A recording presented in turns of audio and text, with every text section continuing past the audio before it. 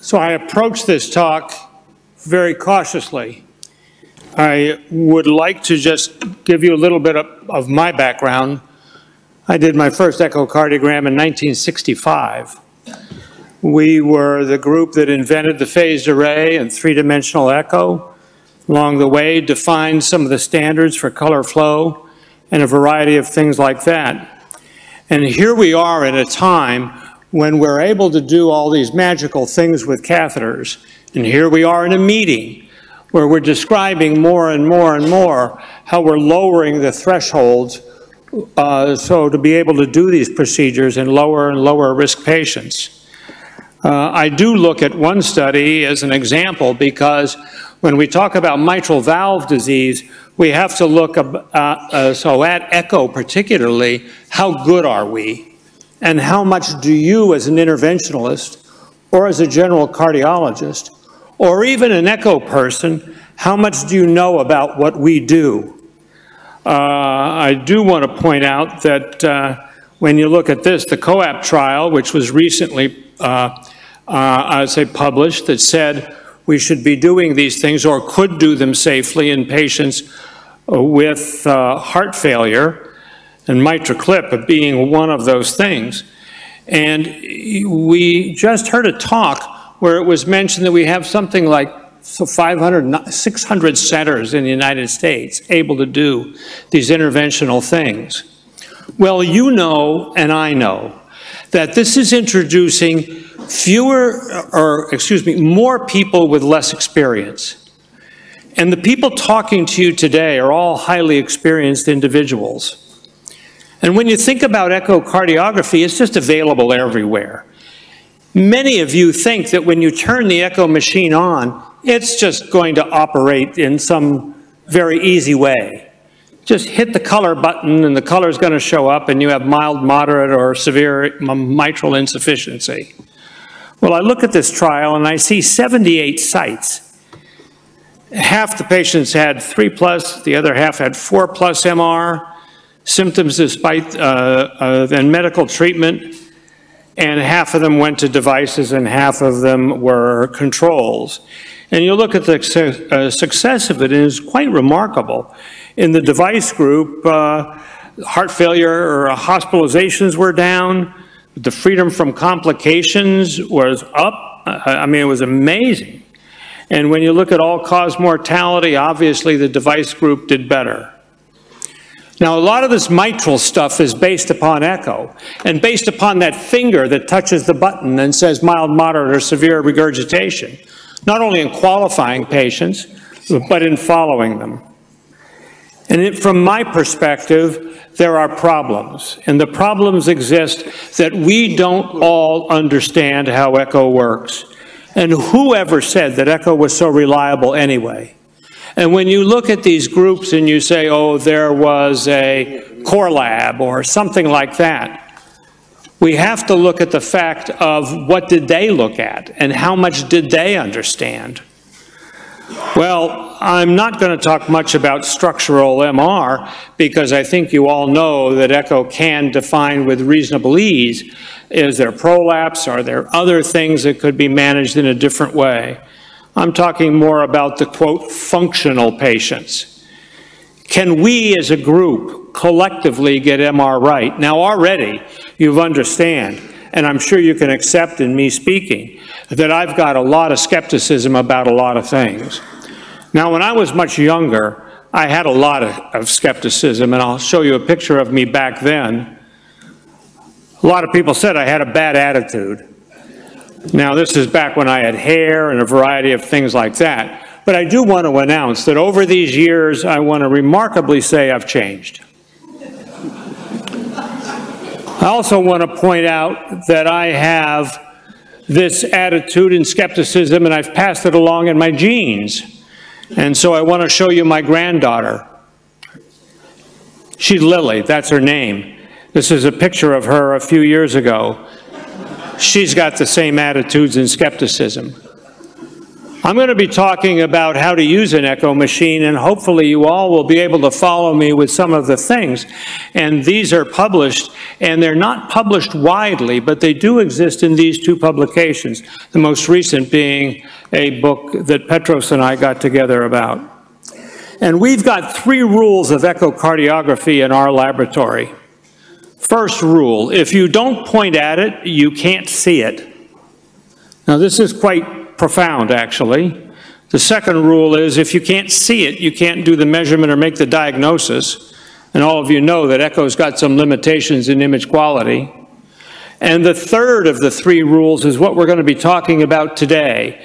And that is, many of you believe in this room that when you look at an echocardiogram, you're looking at the heart. And when you look at flow, you're actually looking at flow. And I would like to say that it's not. You're looking at an electronic representation of ultrasound waves just going out there, being reflected back, subject to all the problems that can exist. And in our lab, and it's in a bronze plaque outside of our laboratory, it's not the heart, stupid.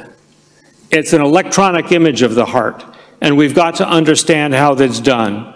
We also have the 4th of the 3 rules, and that is talk to each other, and that's what we're here about today. I'm going to use the examples of how good we are in evaluating mitral regurgitation and the lessons from the fen-phen business. Now, this is all the diet drug stuff that existed about 10 years ago. And this paper was published by Heidi Connolly from Mayo, and it was published in August of '97. And what she said was, well, these drugs can affect thickened valves, and in fact create the mitral regurgitation, and in 1 month these drugs were withdrawn. Now this was remarkable, and this led to incredible amount of problems, but basic to it all was whether we could evaluate mitral regurgitation well, and who, by the way, would ever doubt echo, because we had been doing this for years and years and years. Well, when you do some Google searches, you see things like the fen-phen bomb and all the fen-phen acquisitions to send your patients here. There was even fen-phen Barbie, who was remarkable. I'm not quite sure what that meant. But what was anticipated from this entire litigation and all the studies that were done was that there would be, of 18 million prescriptions out there, there would be approximately 1,000 patients that would be affected. And look at what happened. There were individual suits of 70,000 people sued the drug manufacturer. Some of them went into the trust. This is another 70,000 people went into the trust. And of the trust, which was funded by Wyeth, that was $6 billion. If you had moderate mitral regurgitation and took the drugs for 6 weeks, you automatically got $250,000. No questions asked. Now, how much was this liability on 70,000 patients at $250,000 a patient? Let's just put this in context. This is a Nimitz Class aircraft carrier, roughly at the cost of $5 billion. The liability alone in the trust was the equivalent of 14 aircraft carriers. And when you look today at the money involved in all these devices going into patients, let's just get a comparable example of that, because there's a lot of motivations to push this. One of the motivations, and certainly Abbott's, has been published as their market value of these Mitraclip, so it would be probably $8 billion. That's only 1.6 aircraft carriers. Let's look then at the fen-phen business. We were able to evaluate, and I was called upon by the federal courts to look at these, to be able to evoke were any of these claims really legitimate. Now, mind you, we looked at 1,000 claimants.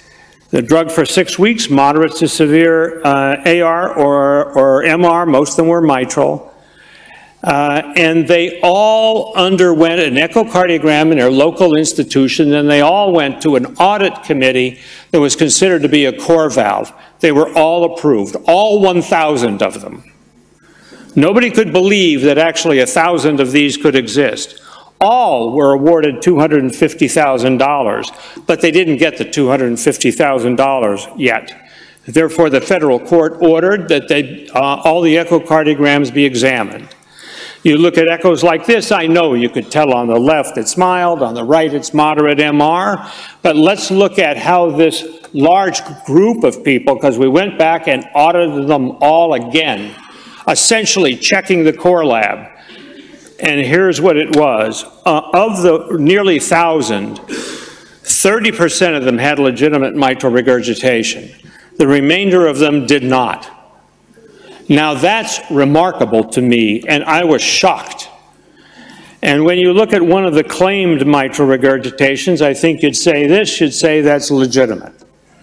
Let me show you an example of what was submitted and approved and awarded $250,000. Look at that echocardiogram. Done by board-certified people, gone through the core lab, and approved. Now, to me, this is remarkable. Let's look at the reasons why. Particularly, you folks, the surgeons and other people involved that are not echo people, to look at what you need to look at in the echo. What was involved here? As the mitral valve closes, there is blood trapped between the two leaflets. And when they close, this is called backflow. It's a sudden burst of regurgitation that comes back. Now, you can determine that by looking at the echocardiogram here from the apical four-chamber view. You can see the red, the blue in the left ventricle. That means the ventricle is in isovolumic contraction. In fact, the mitral valve's closing, sending this blood back, this sudden burst. Now we've outlined all the frames of systole, and you can see in S2 this sudden burst. But the rest of systole didn't exist. Now this is another thing. Think about this. When you go to fill your bathtub and you turn the water on, you get a big jet. But in 5 seconds, if you turned it off, you didn't fill the bathtub. So we've got to look at jet durations to understand what the load is on the heart. This is not a part of any of these color flow evaluations done on these trials. Let's look at this. Here's mitral regurgitation throughout systole. It's not a lot, but it's throughout systole. Here's serial systolic frames in more severe mitral regurgitation. So time is of importance. Many of these individuals in FENFEN were called severe because the criteria was rather simple, not necessarily good.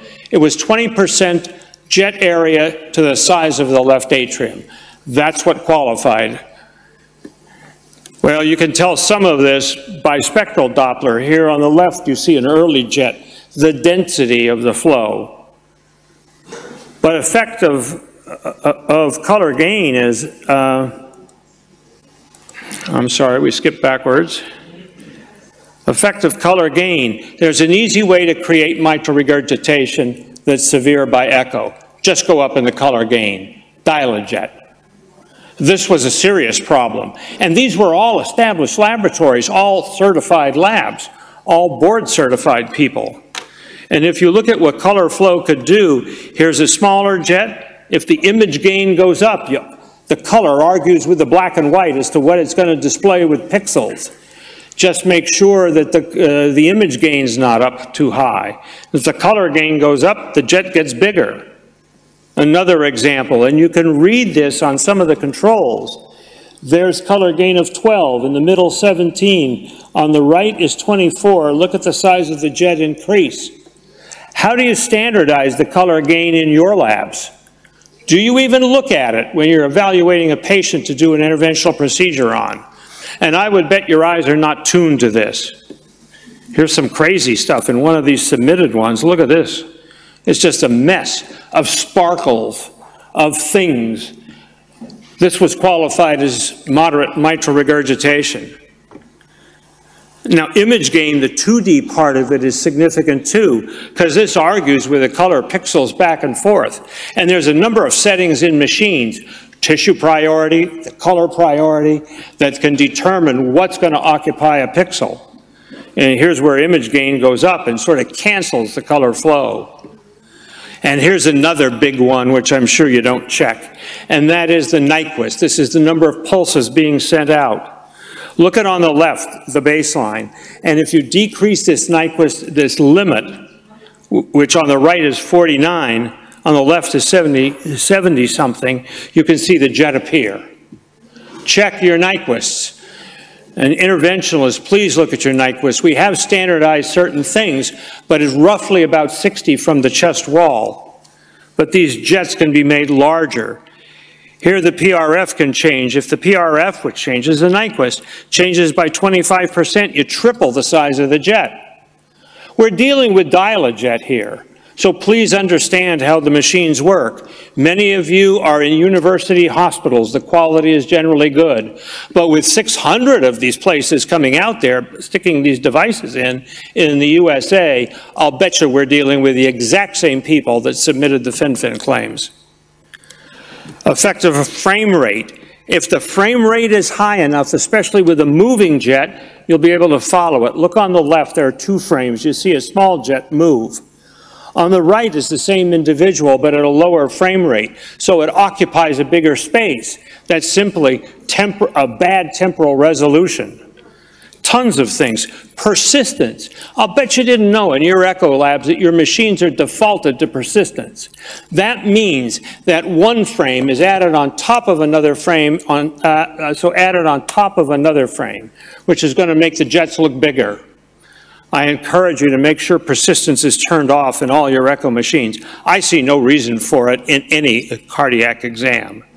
So in exaggerating a jet, you can see the same patient on the left with all the manipulations. You can see what happens on the right. All of a sudden, we make them moderate MR.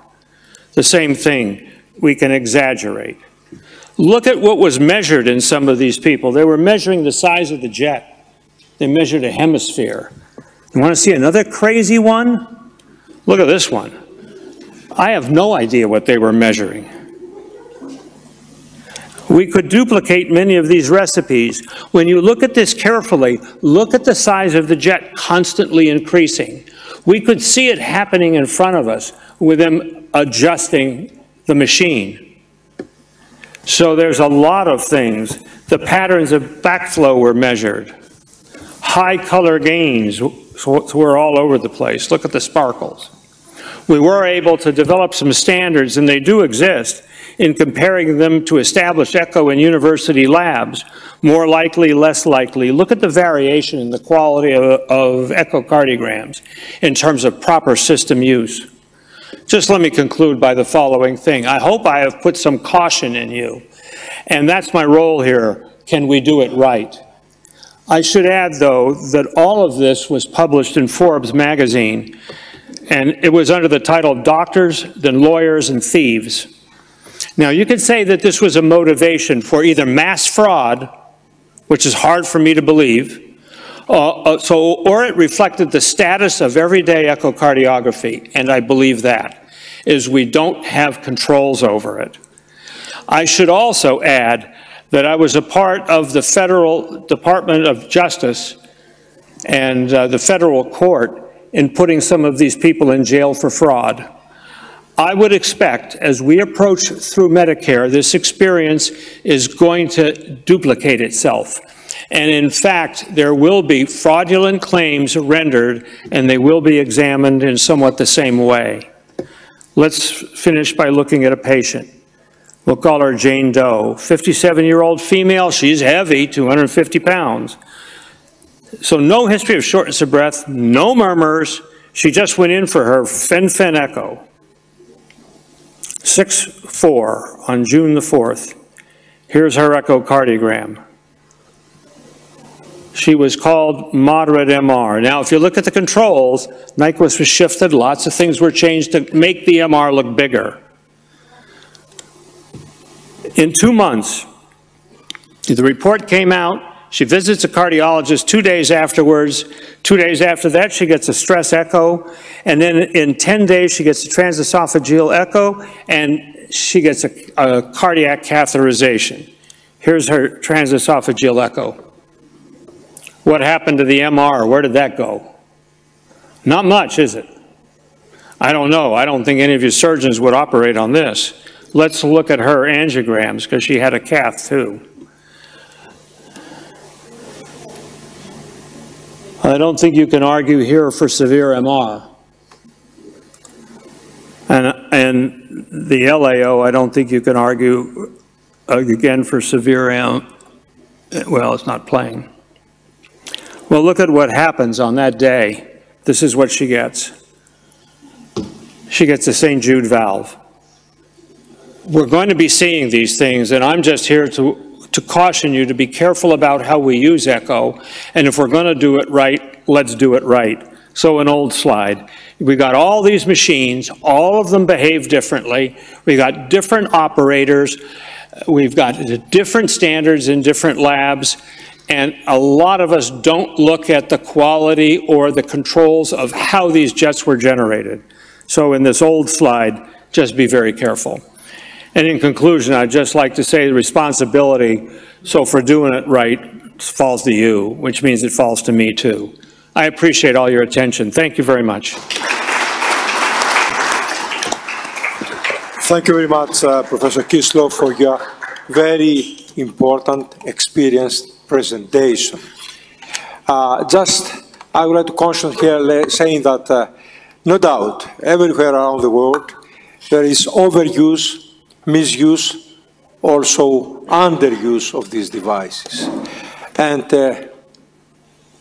unfortunately, in the most rich countries, overuse is quite a common phenomenon. Any questions? I think, Joe, another issue is the guidelines. And one of the differences between the COAPT and the French HF study is that the guidelines, they were using different guidelines in assessing severity of mitral regurgitation, because the French guidelines, the French study used the old guidelines with 40 mils severity, and the American guidelines lowered, used the updated guidelines. Yeah, and I'm not so sure the guidelines are written by people that know what they're doing. Well, often the majority are not. Yeah. And we have another problem with echo. Now that we're training people to do imaging, which means they spend time in echo, CT, MRI, I firmly believe we can hardly get them trained in echo and hardly get them trained in MRI. They're just doers of things. When you present this information and give it to people and talk to even experienced individuals, many people don't understand that if you want to make a big jet, just go up a little bit in the gain, decrease the Nyquist, and all of a sudden you qualify. So I just say we got a lot of work to do. But you're right, Petros, the guidelines are quite variable. Anybody else? If not, thank you very much indeed. Thank you. And we come to